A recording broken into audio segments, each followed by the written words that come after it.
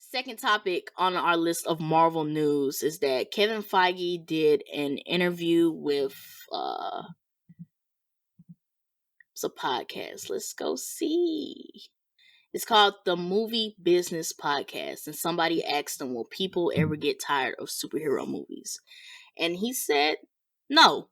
Kevin Feige thinks that people will not get bored of superhero movies. The full quote is, "There's 80 years of the most interesting, emotional, groundbreaking stories that have been told in Marvel Comics, and it is our great privilege to be able to take what we have and adapt them. Another way to do that is adapting them into different genres and what types of movies we want to make." I want to know, this is going to be the discussion. Do you agree or disagree with Kevin Feige? I and I hate having to say this. I feel like it's a mix of both.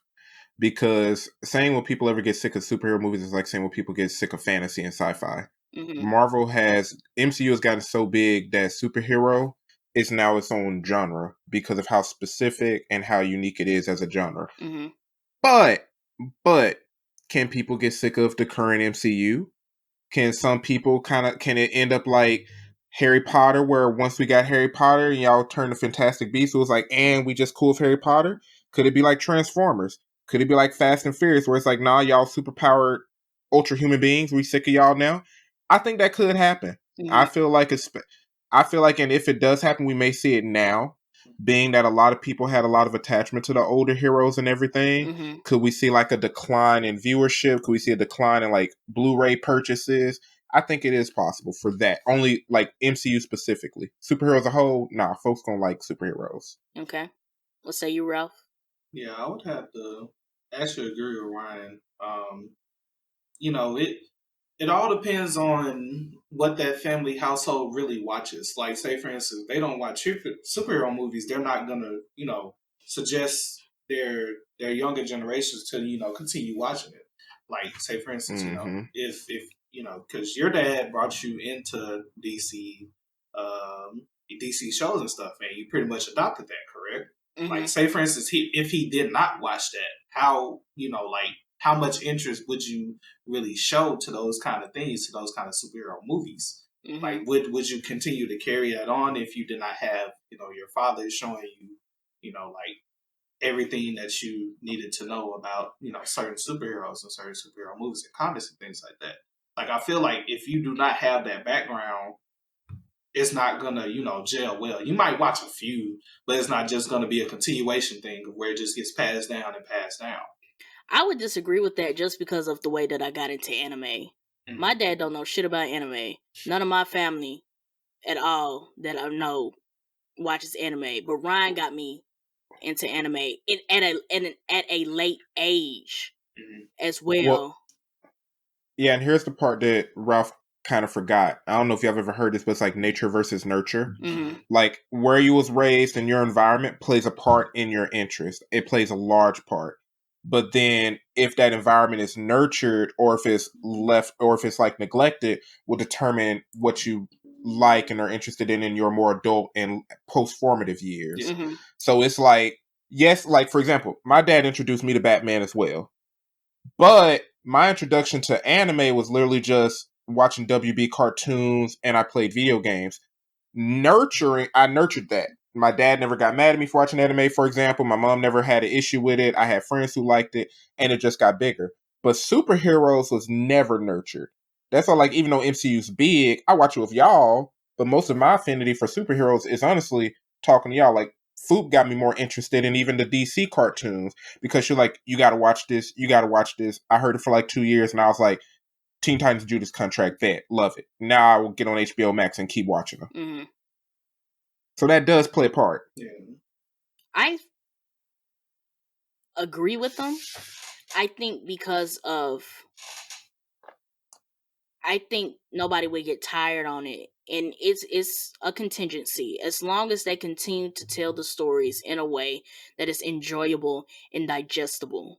I don't think Mm-hmm. people will get tired of superhero movies because even in this moment of time, even though the MCU is right now, the MCU is exploring stories that have already been told, that have already came out in the individual comic issues, that have already been made into these graphic novels that you can buy and just read the story full out.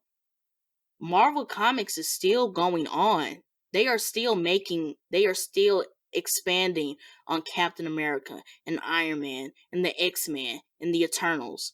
They're telling stories that the MCU has not gotten to yet. And if the MCU continues to craft this universe in a way that it can continuously expand to where we could touch those stories, I don't think people will get tired of it because you're still going to have comic book fans. You're still going to have people who have already read those stories. So I think the contingency is execution. If they continue to execute these superhero movies in a manner that are engaging and have good storytelling, and it's not just it doesn't have that Black Adam effect, like, oh, let's put this superstar actor in here and let's get a bunch of explosions and all this modern day music and call it a superhero movie. If they genuinely continue to tell these stories, I don't think people would get tired of them. Now, I will say they could get stale for people who keep watching them because if you don't got competition, you have no reason to innovate. And that's part of my biggest. I think my disagreement with that is I would feel like the stories, the Marvel comics, the biggest prop that I will always give the Marvel comics is that they always find a way to fit their characters into the reality. Like Captain Yeah. America was created during World War II, and Black Panther and the X-Men were created side by side with the Civil Rights Movement and things like that. So as our world continues to progress, the stories that Marvel is telling is going to progress to fit that reality. So True. they're going to always have to push the mold, and they're always going to have to innovate, because if they want to continue that our stories, you know, our art imitates our reality, they're going to have to keep innovating. How are they going to continue fitting these characters in this reality that we live in? Yeah. I guess it's just interesting because MCU has become like the Drake of videos. Like, you're not competing against anybody else. You're literally just competing against your previous projects at this point. I would say that they have to compete against their comic book lines. Yeah. Or Well, do you think the only reason I would have to not agree with that is because like Marvel movies doing good doesn't negate comic book sales. If anything, it increases them or garners more interest and vice versa. I feel you, but it's kind of like, I'll take it from like a DC point of view. DC comes out with a bad movie. They do a bad adaptation of some movie. I'm gonna do this. When they put out that booty ass Injustice movie, what was the first thing I told y'all to do? Is go read them damn comic books. That's what I'm trying. That's all I'm trying to say is that yes, movies do boost comic sales, but what happens when people stop watching the movies because you guys are not doing, this side starts excelling better than this side? But that's what I'm saying. That's not DC competing with themselves. That's just DC trying to. I mean, well, what I'm saying is that is DC just competing with itself. Like, MCU is competing against itself. Okay. Like right now, DC isn't at a level, especially in cinema, let alone television, to compete with Marvel. To where Marvel, whenever they put anything out, it's like, yeah, what do we got to do better than our last film, better than our last comic? They don't got any competition right now. I would think that I agree that they don't have a lot of competition. I think sometimes they have sleeping competition. And what I mean by sleeping competition are those side superhero shows or those side superhero movies that aren't Marvel and DC, but they hit. And then it's Like Invincible and stuff. like Invincible, The Boys. Like, I just saw something today that The Boys got. It was either a higher amount of views or like a higher rating than any of the MCU TV shows that were Makes on sense. Disney Plus. So I think they have to watch out. I don't think it's Marvel, so much Marvel DC, but it's Marvel in these outside superhero focused TV shows and films that they need to watch out for. And I think it's smart if that's what they're deeming their competition. I think it's smart that it's not Marvel DC, it's Marvel versus everybody. And I guess maybe I need to get more into their series and stuff. I would like to definitely see proof of that. Like, I would like to see them dip into even more realms where it's like, oh, we competing against the boys with this series. We competing against Invincible with this series. Like, we coming at all of y'all. You know what I'm saying? To show that we're capable. If the What If series did a very good job of putting a staple of Marvel animation. Because Marvel's animated movies, I don't have a lot that I would tell y'all to watch. I'm not a big fan of Marvel's animated content. But the What If series, the animation in that was superior. The storytelling was top tier. It was such a groundbreaking move for Marvel that people were saying that if Marvel continues to make animation like this, they would be able to compete with DC.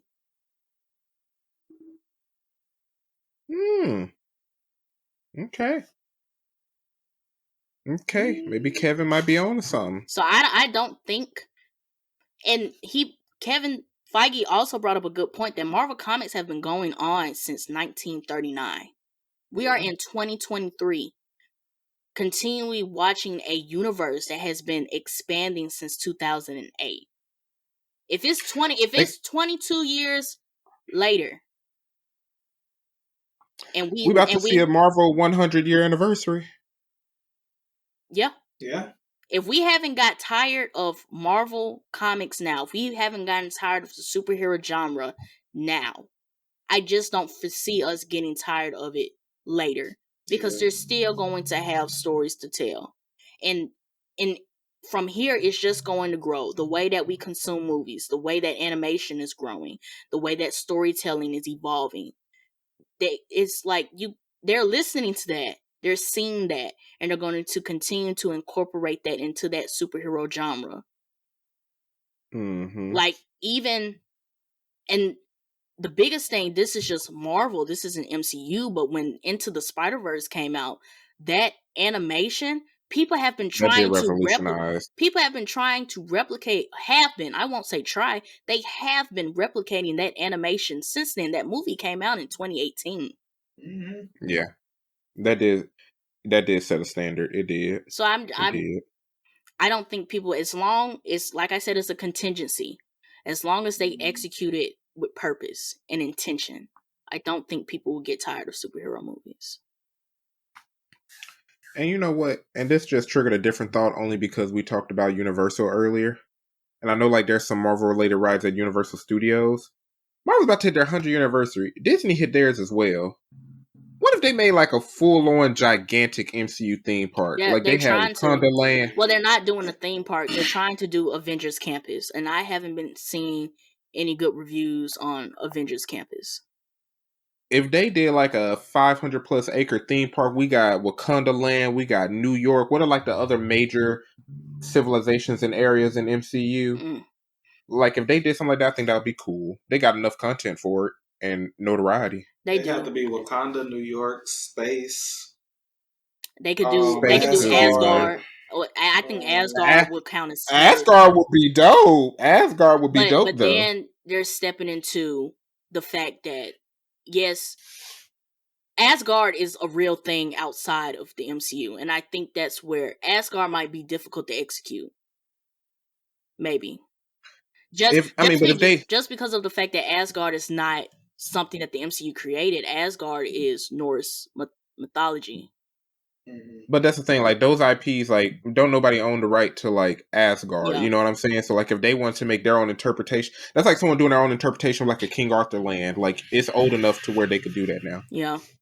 I don't see them doing that though. I do not see Disney doing that. I would visit. They could put that in Texas.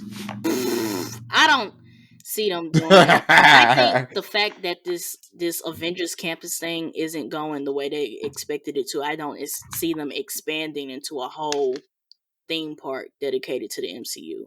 Yeah. Mm-hmm. So. What's up, y'all? If you enjoyed this video, make sure you hit that subscribe button so you can get more updates from the mob. For the full discussion and more discussions like this one, click the link in the description. Thanks for watching. Rock with it, let me pop my shit. Let me pop my shit. Hands up.